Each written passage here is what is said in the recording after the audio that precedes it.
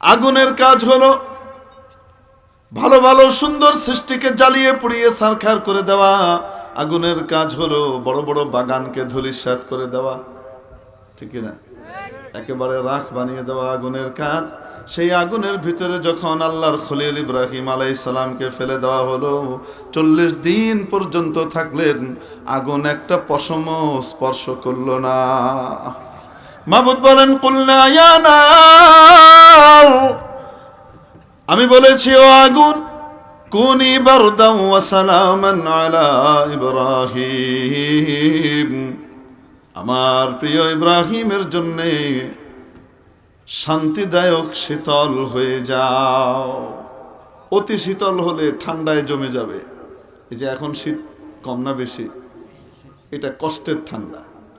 আর আরেকটা ঠান্ডা গরমকালে এসি যখন চালান আপনারা ঘরের ভিতরে, সেই এসির ঠান্ডা, ওই ঠান্ডাটা শান্তিদায়ক। আসতে বলেন ঠিক কিনা? এই জন্য আগুনকে আদেশ করেছেন, আগুন রে শান্তিদায়ক শীতল হয়ে যা। চারিদিকে আগুন জ্বলে, হযরত ইব্রাহিম মাঝখানে মাওলার জিকির করে, জান্নাতি ফলমূল আসে, ইব্রাহিম জান্নাতি ফলমূল খায়। ইব্রাহিম আলাইহিস সালামের জন্য অগ্নিকুণ্ড বাগান বাড়িতে পরিণত হয়েছে। আগুনের ভিতরে বাগান। গুলিস্তা কুনাদ আতিশে বরখলিল, গরোহে বা আতিশ বরদ সাবেনিল। আর আরেক পার্টি, ফেরাউনের পার্টি, নিয়ে চুবাইছে কোথায়? আরে সাগরের ভিতরে পানিতে চুবাইছে। কোথায় চুবাইছে? আমরা জানি নীল নদে চুবাইছে, নীল নদে না। ফেরাউনকে ডুবানোর জায়গা হলো লোহিত সাগর, ওইখানে চুবাইছে। আর পানির ভিতরে নিয়ে জাহান্নামে পৌঁছাইছে। কি দিয়ে? আরে বলেন না কেন? আগুন আর পানি বিপরীত জিনিস না?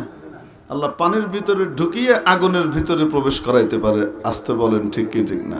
কত বড় কুদরত ওয়ালিজাত। তো ফেরাউন মিয়া দুনিয়াতে তার সৃষ্টির উদ্দেশ্য বাস্তবায়ন করে নাই, এজন্য বাতিল মাল হিসেবে স্বীকৃতি পেয়েছে। দুনিয়াতেও বেইজ্জত, আখিরাতেও বেইজ্জত। আবু জাহেল আল্লাহর তৈরির উদ্দেশ্যের উপরে আমল করে নাই, অকাজের লোকে পরিণত হয়েছে। বাতিল মাল, দুনিয়াতেও বেইজ্জত, আখিরাতেও বেইজ্জত। আসতে বলেন ঠিক কিনা? দুনিয়ায় বেইজ্জত কেমন? 1 কোটি টাকা দিলেও আপনার পুতের নাম একদিনের জন্য ফেরাউন রাখবেন?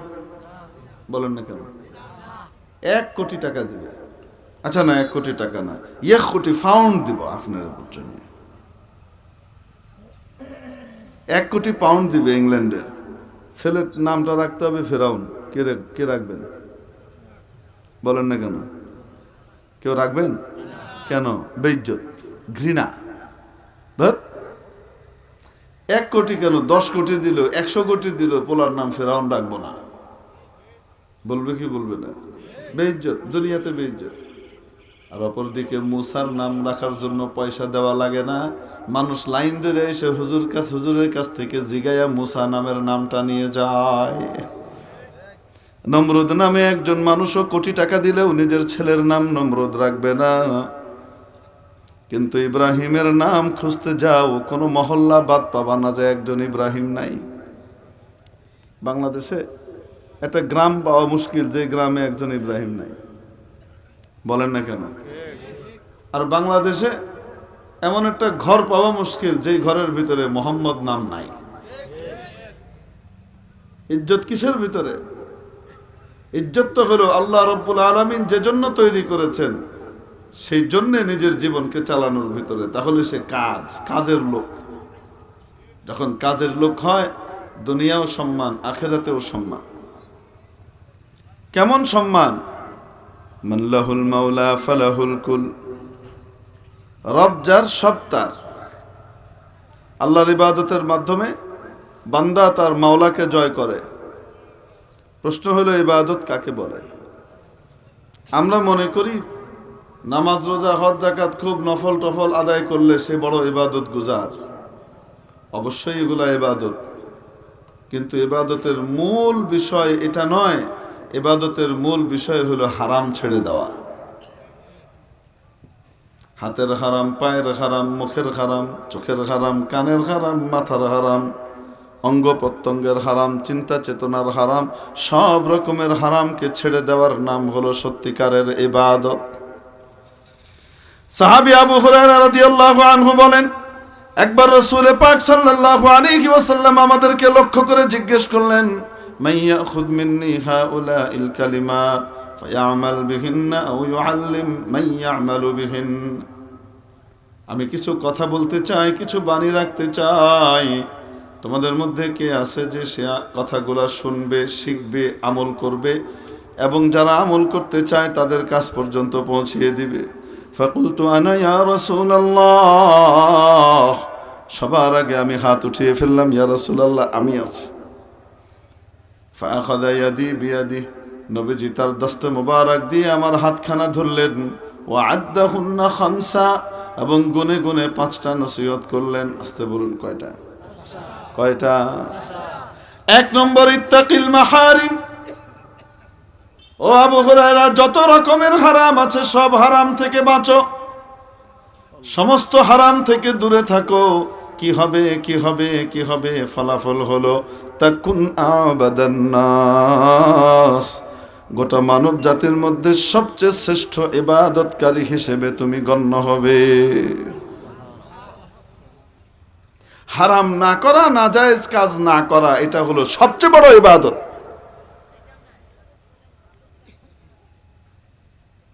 যেগুলো আল্লাহ আদেশ করেছেন ওইগুলা না করা হারাম।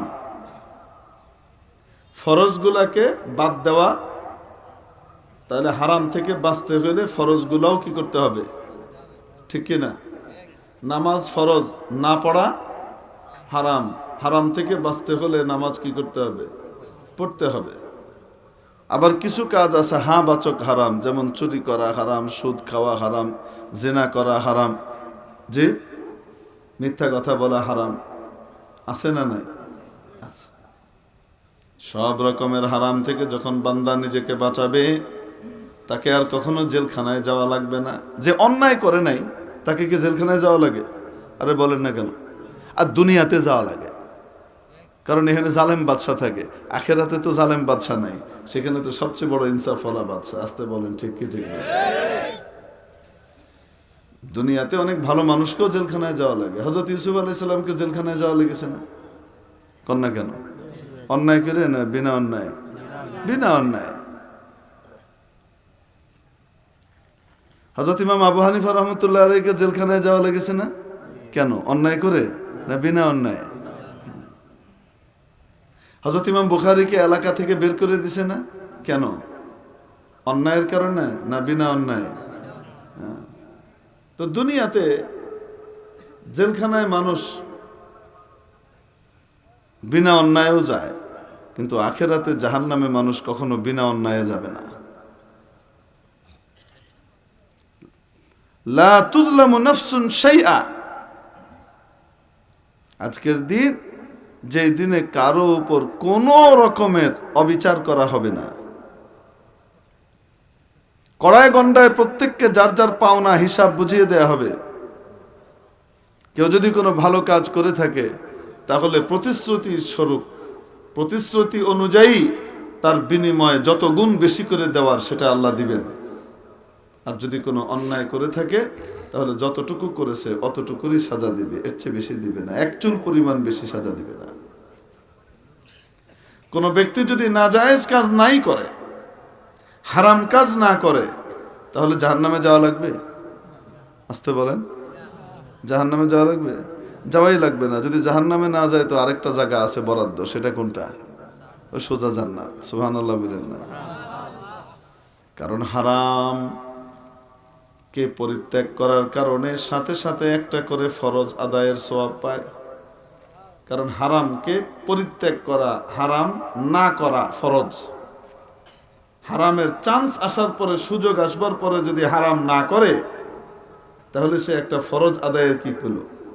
সওয়াব পেল। বুঝাতে পারিনি মনে হয়? একই সাথে জাহান্নাম থেকেও বাঁচলো, জান্নাতের দিকেও আগালো। এক হাদিস শরীফে রাসূল পাক সাল্লাল্লাহু আলাইহি ওয়াসাল্লাম ইরশাদ করেন, আল্লাহ রাব্বুল আলামিন বলেছেন হাদিসে কুদসি, মানুষ বিভিন্ন আমল দ্বারা আমার নিকটবর্তী হয়, কিন্তু ফরজ আদায়ের মাধ্যমে যতটুকু নিকটে আসে এতটুকু নিকটে অন্য কোনো আমলের মাধ্যমে আসে না। ফরজের মাধ্যমে। এজন্য বলছিলাম হারাম কাজ না করা এটা কি বলেন না কেন? ফরজ। হারাম এবং ফরজ সম্পূর্ণ বিপরীত দুটা জিনিস, একদম বিপরীত। হারামকে না করা ফরজ, আর ফরজকে না করা হারাম। হারাম না করা বলেন ফরজ, আর ফরজকে না করা হারাম। একটা একটার বিপরীত। অতএব ফরজও দুই রকম। এক রকমের ফরজ হ্যাঁ বাচক, আরেক রকমের ফরজ না বাচক। যেমন হ্যাঁ বাচক ফরজ কি? নামাজ পড়া 5 ওয়াক্ত ফরজ। রমজান মাসে সাবালকের জন্য রোজা রাখা, আসতে বলেন, মালদারের জন্য পরিমাণ মাফিক যাকাত দেওয়া ফরজ। ক্ষমতা থাকলে জীবনে একবার হজ করা ফরজ। এগুলা না করা কি? এটা হলো হ্যাঁ বাচক ফরজ। না বাচক ফরজ কেমন? যেমন চুরি করা হারাম, চুরি না করা ফরজ। মিথ্যা কথা বলা হারাম, মিথ্যা কথা বলা, মিথ্যা কথা না বলা ফরজ। ডাকাতি করা হারাম, ডাকাতি না করা, আসতে বলেন, সুদ খাওয়া, সুদ দেওয়া হারাম, না দেওয়া না খাওয়া ফরজ। ঘুষের লেনদেন করা হারাম, লেনদেন না করা ফরজ।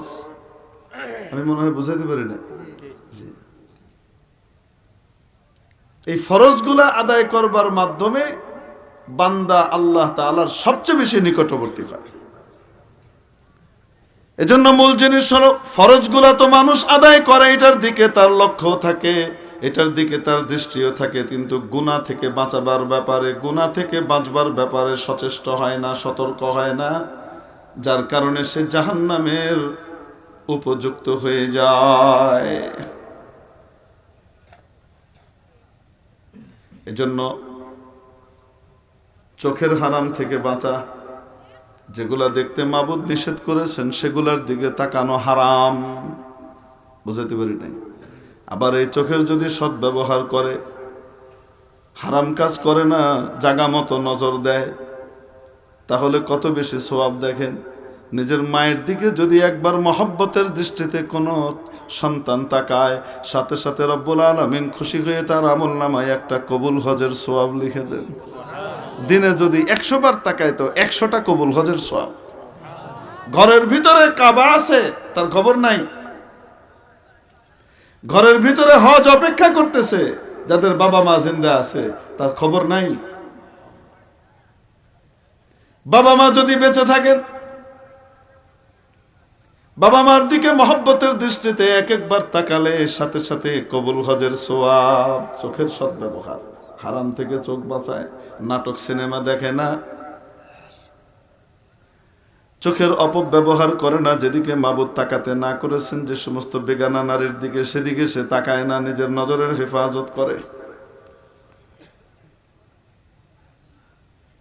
আর চোখের সদ্ব্যবহার করে, কোরআন তেলাওয়াতের জন্য নিজের চোখকে ব্যবহার করে।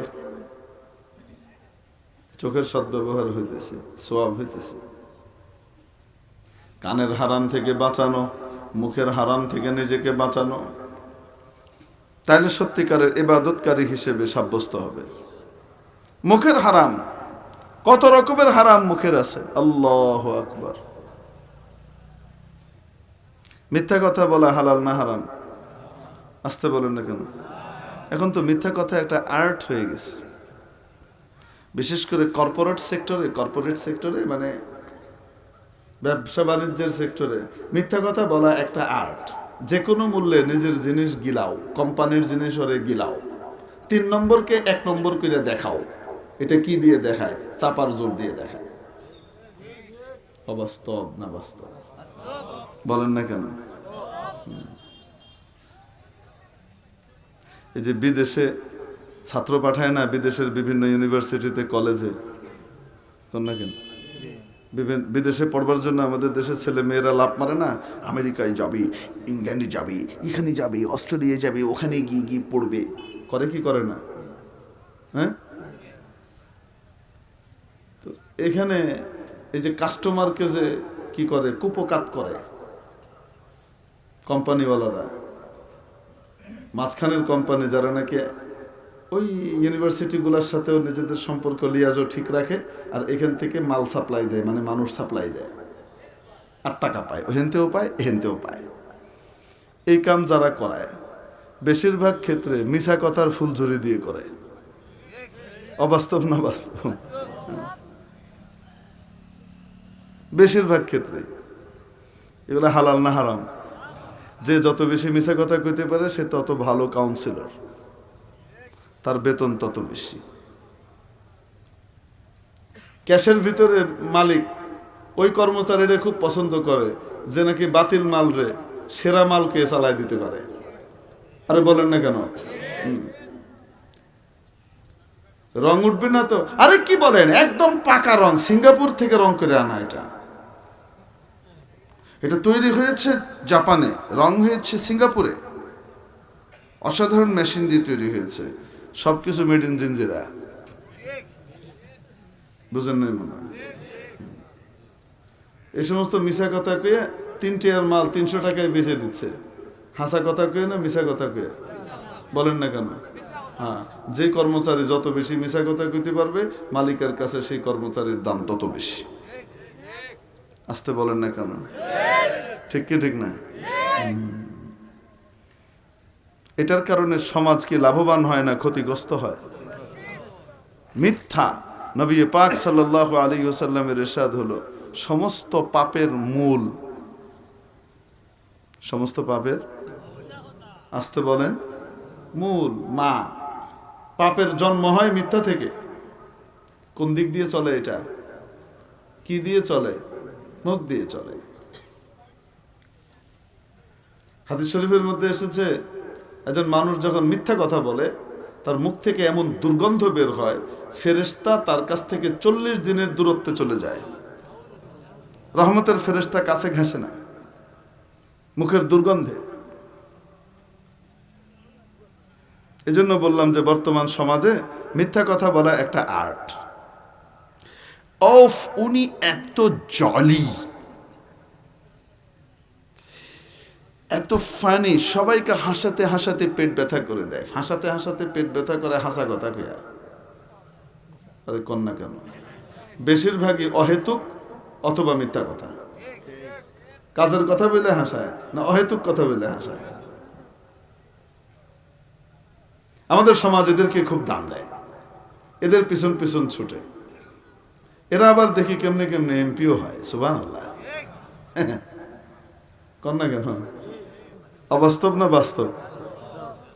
কালকে টিডিং টিডিং করে গান গাইতো, পরশুদিন দেখা গেছে এমপি হয়ে গেছে। আরে কয় না কেন?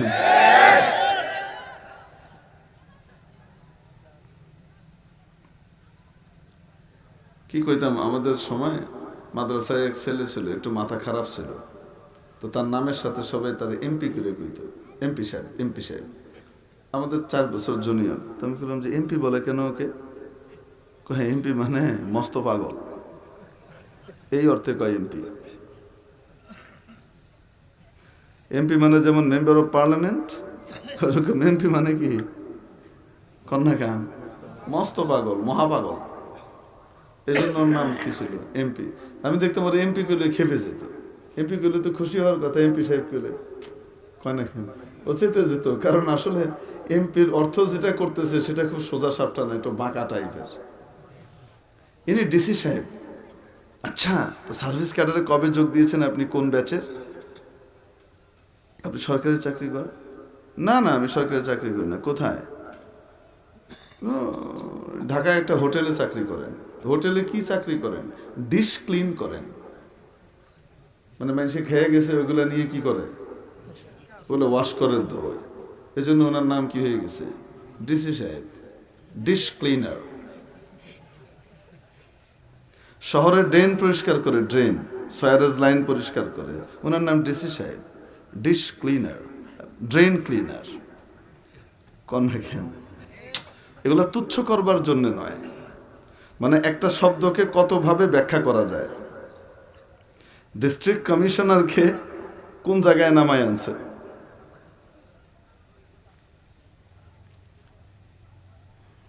তো মেরে মোহতারাম দোস্ত আজিজ ও বুজুর্গ, কোত্থেকে বলছিলাম মনে আছে না নাই? যত বেশি মিথ্যা বলে তত বেশি সমাজ তার কি করে? মূল্যায়ন করে। যে সমাজ মিথ্যাবাদীর মূল্যায়ন করে আর সত্যবাদীর অবমূল্যায়ন করে, সেই সমাজের কপালে কখনো সুখ থাকতে পারে না। যে জাতি মিথ্যাবাদীর মূল্যায়ন করে আর সত্যবাদীকে জেলে পুরে রাখে, এরকম জাতির কপালে কখনো কল্যাণ আর খায়ের আসতে পারে না। মেরে মোহতারাম দোস্ত, এজন্য মিথ্যার গুনাহটা হয় কোন জায়গা দিয়ে?